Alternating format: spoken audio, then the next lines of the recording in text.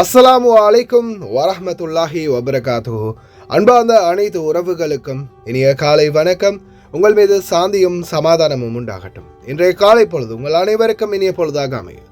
எல்லாம் வல்ல இறைவனை பிரார்த்தித்தவனாக இன்றைக்கும் கோயத்துடைய பல முக்கியமான செய்திகளை பற்றி தான் பார்க்க போகிறோம். வீடியோவை கடைசி வரைக்கும் பாருங்கள். தெரியாத நண்பர்களுக்கும் மறக்காமல் ஷேர் பண்ணுங்கள். வீடியோ பிடிச்சிருந்தால் ஒரு லைக் பண்ணுங்கள், சப்ஸ்கிரைப் பண்ணுங்கள், தொடர்ந்தும் சப்போர்ட் பண்ணுங்கள். குவைத்துடைய தினா மதிப்பு உள்ளதா பார்த்தலாம். இலங்கைக்கான ரூபாயில் ஒரு தினாரின் மதிப்பு 980 ரூபாய் 8% உள்ளது. இந்தியாவின் ரூபாயில் ஒரு தினாரின் மதிப்பு 284 ரூபாய் 25% உள்ளது.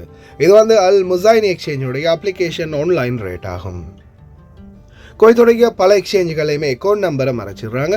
இதை பற்றியும் உங்களுக்கு தொடர்ந்துமே தெரியத்தானது. நீங்கள் ஏதாவது ஒரு புதிய எக்ஸ்சேஞ்சுக்கு பழைய பற்றுச்சீட்டோட போகிறீங்களா இருந்தால் நிச்சயமாக அதில் அக்கௌண்ட் நம்பர் இருக்கா அப்படின்றத செக் பண்ணிக்கோங்க.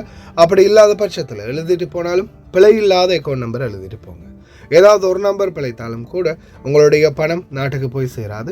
அந்த பணத்தை திரும்ப பெறணுமா இருந்தாலும் ரொம்ப நாட்களாகும், மறுபடியும் கட்டணம் செலுத்த வரும். அதே போல் எக்ஸ்சேஞ்சுகளில் பணம் அனுப்பி முடித்தது மறக்காமல் பற்றுச்சீட்டை செக் பண்ணி பாருங்கள், எல்லா டீட்டெயில்ஸும் சரியாக இருக்குதான்னு. ஏன்னா நீங்கள் சரியான டீட்டெயில்ஸ் கொடுத்துருந்தாலும் கூட எக்ஸ்சேஞ்சில் வேலை பார்க்குறவங்க பிளவுறதுக்கும் வாய்ப்பு இருக்குது. அது மாதிரி பலருக்குமே நடந்திருக்குது அப்படின்றதையும் ஞாபகத்தில் வச்சுக்கோங்க. நீங்களும் உங்களுடைய கஷ்டப்பட்டு சம்பாதிக்கக்கூடிய பணத்தை நல்ல எக்ஸ்சேஞ்சுகள் மூலம் அனுப்புங்க. எங்கே அதிகமான ரேட் கொடுக்குறாங்க அப்படின்றது தெரிந்தாலும் மறக்காமல் கமெண்டில் மென்ஷன் பண்ணுங்கள். குவைத்துடைய தங்க விலையை பார்த்தலாம். 1 கிராம் 18 கேரட் தங்கத்தின் விலை 25 தினார் 31 ஃபேல்ஸ். 1 கிராம் 21 கேரட் தங்கத்தின் விலை 29 தினார் 203 ஃபேல்ஸ். 1 கிராம் 22 கேரட் தங்கத்தின் விலை 30 தினார் 605 ஃபேல்ஸ். 1 கிராம் 24 கேரட் தூய தங்கத்தின் விலை 33 தினார் 375 ஃபேல்ஸ். குவைத்துடைய தங்க விலை எதிர்வரும் நாட்களில் இன்னும் உச்சத்தை தொட வாய்ப்பு இருக்குது. இப்போதைக்கு 33 டினாரை தாண்டி போகுது 24 கேரட் அப்படின்றதையும் அரப் டைம்ஸ்லையும் தெரிவிச்சிருக்கிறாங்க. கார் திருடிய திருடன் அதிரடியாக கைது. 471 பேருக்கு 30 நாள் கெடு. அக்காமா கேன்சல் ஆகும் முன்னாடி வேகமாக வாங்க, இல்லை சஹல்லையாவது டீட்டெயில்ஸை சரி செய்யுங்க. விசா அப்ளிகேஷன் விரைவில் சரி செய்யப்படும். போதைப்பொருள் வியாபாரிகள் 2 அதிரடியாக கைது. இதோ தொடர்ந்தும் அகமதியில் நடந்த ரைடில் பலரும் கைது. அப்புச்சியின் வீடியோவில் அதிரடி திருப்பம். 4வது ரிங் ரோட்டில் 30ஆம் நம்பர் எக்ஸிட் கம்ப்ளீட்டாக மூடப்பட்டுள்ளது. பார்க்கலாம் அனைத்து தகவல்களையும். காற்று, தூசி காற்று எதிர்வரும் வியாழக்கிழமை வரைக்கும் நீடிக்கும் அப்படின்னு தெரிவிச்சிருக்கிறாங்க. குவைத்துடைய வானிலை ஆய்வாளர் பெதரல் அமீரா தொடர்ந்துமே ஒவ்வொரு நாளும் அப்டேட் பண்ணிக்கிட்டே இருக்கிறாங்க காலநிலை பற்றிய தகவலை. இதன் அடிப்படையில் இந்த நாட்களில் தூசியினுடைய காற்று தொடர்ந்து கொண்டே இருக்கும். எதிர்வரும் வியாழக்கிழமை வரைக்கும் தூசியினுடைய காற்று தொடரும். அதே போல் வெப்பநிலை இனி வரும் நாட்களில் வெகுவாக அதிகரிக்கும் அப்படின்னு தெரிவிச்சிருக்கிறாங்க. குறிப்பாக கடலோர பகுதிகளில் இனி வரும் நாட்களில் ருத்துபாவினுடைய தன்மை ரொம்பவே அதிகமாக இருக்கும் அப்படின்னு தெரிவிச்சிருக்கிறாங்க. தயவு செய்து ரொம்ப கவனமாக இருங்க. தொடர்ந்தும் ஒவ்வொரு நாளும் வெயில் அதிகமாக வேலை செய்கிறவங்களாக இருந்தால் நீர் பருகிறத அதிகரிச்சுக்கோங்க. அதே மாதிரி இந்த மாதம் 31ஆம் திகதி வரைக்கும் காலை 11 மணியிலிருந்து மாலை 4 மணி வரைக்கும் திறந்த வெளிகளில் வெயில்களில் வேலை செய்ய வேண்டாம் என்பதையும் ஞாபகம் வச்சுக்கோங்க. فنتبشر بخير. وقديما يقولون إذا ضرب السيل يعني طلع في 24/8 والاجواء رطبه فان يكون الوسم فيها امطار وخير وربيع، لكن اذا ضرب والرياح شماليه فان الوسم يكون فيها امطار ضعيفه بسبب استمرار الرياح الشماليه الجافه. فمع استمرار الرطوبه فانها تبشر ان شاء الله في انكسار الحراره والوسم ان شاء الله فيها امطار وخير، وقد تدخل علينا ان شاء الله الأمطار مبكر بإذن الله تعالى. 4வது ரிங் ரோட் 4th ரிங் ரோட்டில் ஃபாஹில் எக்ஸிட் 30ஆம் நம்பர் ரோடுக்கான எக்ஸிட் மூடி இருக்குது அப்படின்றத சாரதிகள் ஞாபகம் வச்சுக்கோங்க. நேற்று நான் போய் செம்மையாக மாட்டிக்கிட்டேன். அப்புறம் சல்மியாக்குள்ளே போய் தான் ரிட்டர்ன் வர வேண்டி இருந்துச்சு. விசா அப்ளிகேஷனில் உள்ள சில மால் ஃபங்க்ஷன்கள் விரைவில் சரி செய்யப்படும் அப்படின்னு உள்துறை அமைச்சர் ஷேக் ஃபஹத் யூசுப் சவுத் அல் சபா அவர்கள் தெரிவிச்சிருக்கிறாங்க. அதே மாதிரி public authority for civil information 30 நாட்கள் வார்னிங் கொடுத்துருக்காங்க. 471 பேருடைய அட்ரஸ் ரிமூவ் செய்யப்பட்டுள்ளது, கேன்சல் செய்யப்பட்டிருக்குது. இந்த 30 நாளுக்குள்ள அபராதம் நீங்கள் செலுத்தாமலே மாற்றிக்கொள்ளலாம். 100 தினார் அபராதம் செலுத்த வரும். 30 நாள் கடந்ததும் அதுக்கு பிறகு ஆட்டோவாக கேன்சல் ஆகிறதுக்கும் வாய்ப்பு இருக்குது. ஸ்டெப் பை ஸ்டெப்பாக எப்படி நீங்கள் அட்ரஸை மாற்றிக்கொள்வது அப்படின்றதையும் சிவில் தகவலுக்கான பொது ஆணையகம் செஹல் மூலம் எப்படி நீங்கள் பண்ணலாம்ன்றதையும் தெரிவிச்சிருக்கிறாங்க. இந்த ஸ்டெப்ஸை பார்த்து இது மாதிரியே நீங்களும் உங்களுடைய அட்ரஸை மாற்றிக்கொள்ளலாம். எல்லா டீட்டெயில்ஸையும் பேப்பர் மூலம் எடுத்துக்கொண்டு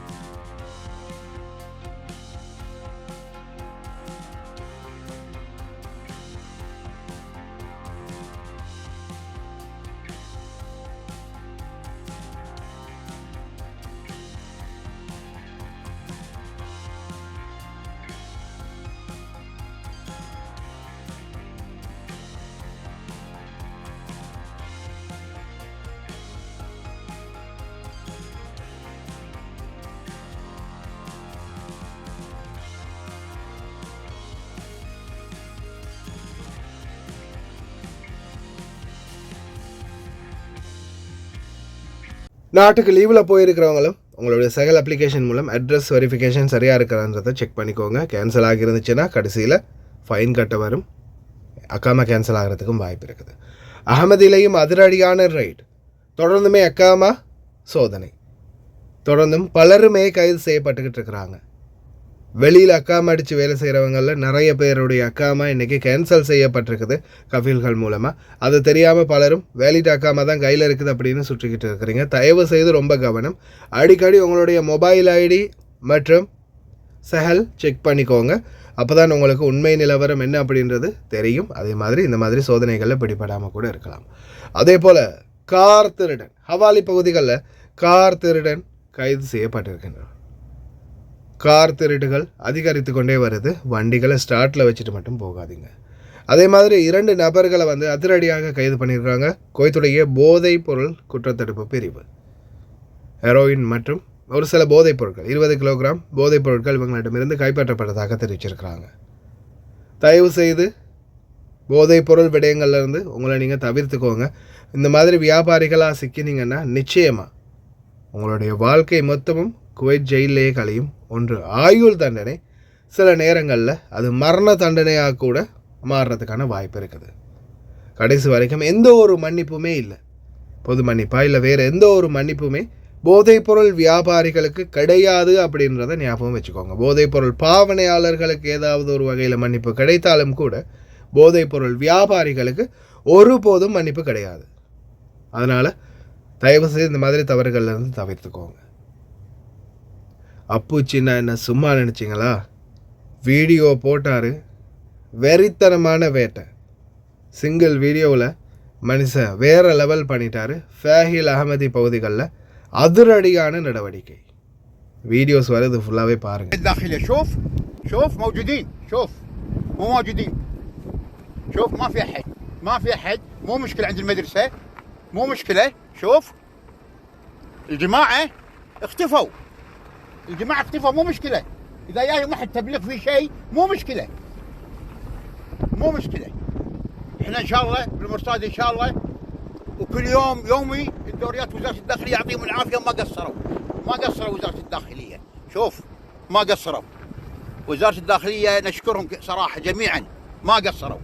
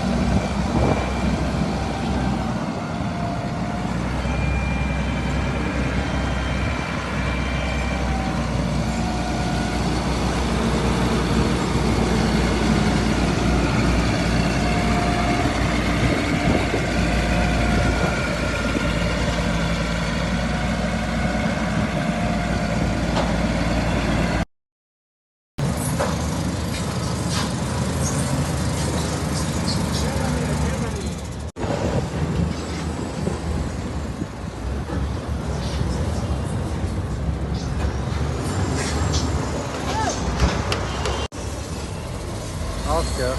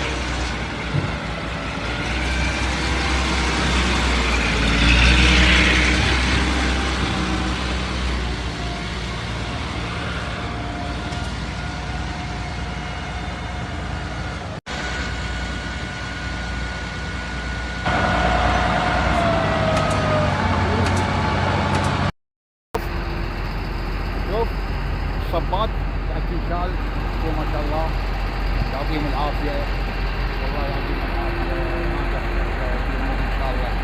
طيب شوف صبات شوف ان شاء الله باذن الله يا رب ان شاء الله راح تكون فحاحيل ان شاء الله من ان شاء الله المناطق ان شاء الله لها سمعتها ان شاء الله ولها ان شاء الله وزنها ان شاء الله بالمنطقه.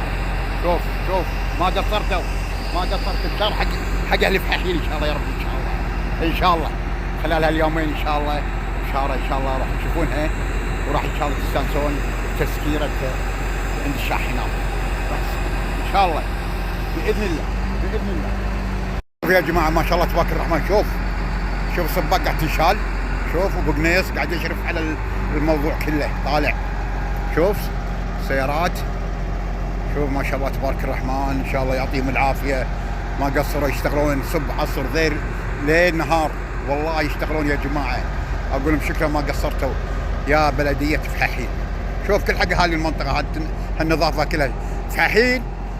شوف شغالين على الصناعيه قاعد تسكر الصناعيه ان شاء الله. شوف بصبات ما قصروا الاشغال ما قصروا صراحه كلهم نقول لهم شكرا ما قصرتوا. القياده السياسيه ما قصروا صراحه بمساعدتهم ان شاء الله مع هذه المنطقه اهل الكويت كلها والله ما يقصرون والله القياده السياسيه ما تقصر. شكرا يا جماعه احنا معاكم متواصلين ان شاء الله متواصلين. اخوكم وحبيبكم سيف زيتونه يقول لكم ان شاء الله تستاهلون يا اهل فحاحيل. احنا معاكم بكل لحظه. شوف بكل لحظه احنا معاكم والله بكل لحظه احنا معاكم. طالع شوف ما شاء الله تبارك الرحمن الامور طيبه. طالع قاعد تحمل الصبات قاعد يحملونها. شكرا يعطيهم العافيه. شوف ابو قنيص ما يقصر. شوف الصبات كلها راح تنشال ان شاء الله باذن الله يا رب ان شاء الله. وبشاره حق المنطقه اهل المنطقه ان شاء الله. بشاره يا اهل المنطقه. شوف ابو قنيص والله يا جماعه بالليل احنا وياه شغالين ان شاء الله ما راح يقصرون ان شاء الله. القاده البلديه واللي بالداخليه والله ما قصرتوا جزاكم الله خير ان شاء الله باذن الله يا رب ان شاء الله الامور طيبه. طالع ما شاء الله تبارك الرحمن ان شاء الله. طالع شوف ابو قنيص قاعد يشرف عليه. شوف قاعد يشيل. طالع شوف الصباق قاعد تنشال والله يا جماعه يبي له شغل ما قصروا. بلديه فحاحيل ما قصروا والله من مديرها من مشرفينها ما يقصرون والله ما يقصروا. قاعد ينظفون المنطقه تنظيف كامل. شوف السيارات شغاله. شوف صبات قاعد تنشال. شوف الصبات يا جماعه والله. شوف الصبات. شوف ابو قنيص كاوياي. شوف الصبات قاعد تنشال. السيارات موجوده ان شاء الله تحمل هذه ان شاء الله الصبات ان شاء الله جهه ان شاء الله الشاحنات وراح تسكر ان شاء الله كلها باذن الله. بشاره حق اهل فحاحيل يا رب يعطيكم العافيه. تستاهلون والله تستاهلون يا فحاحيل يا اهل فحاحيل. وشكرا يا بلديه الفحاحيل ما قصرتوا. وشكرا المحافظ شكرا ما قصرت يا ابو جابر. شكرا ما قصرت على اهتمامك حق هذه المنطقه وكلمتك صراحه نقول لك شكرا يا ابو جابر. شكرا الى مدير البلديه، ما قصرتوا من مدراهم من القياده كلها، ما يقصرون. شوف ما شاء الله. العافيه يا ابو قنيس، ما قصرت. الخريني ما قصرت والله. طالع يا جماعه هالصباط طالع، قاعد يحملون الصباط. شوف الصباط قاعد يحملونه، سكروا هني وقاعد يحملون الصباط حق وين؟ بشاره حق اهل فحاحيل ان شاء الله. بشاره والله، بشاره يا جماعه، والله بشاره باذن الله يا رب ان شاء الله. ورايحه قطعه 8 الشاحنات، بشاره لكم ان شاء الله باذن الله. سيف زيتونه يقول لكم متواصلين حنا وياهم، والله متواصلين، والله متواصلين يا جماعه، ما يقصرون. شوف ما يقصرون. طالع شوف انا تعالوا نتابع الوضع. انا يا ابو قنيس ما قصروا والله ما قصروا. الشيخ ما قصر، المحافظ جزاه الله خير ما قصر والله، ما قصر ابو جابر ما قصر. شوف ما شاء الله تبارك الرحمن. شوف ما يقصرون. الداخليه ما تقصر. باي وقت يقولون ان شاء الله، شنو تبون ان شاء الله. جزاكم الله خير، يعطيكم العافيه. شوف الصبات هذه كلها راح تنشال ان شاء الله باذن الله يا رب. عند سوق الصباح راح تسكر. شكرا حبايبي، شكرا. طالع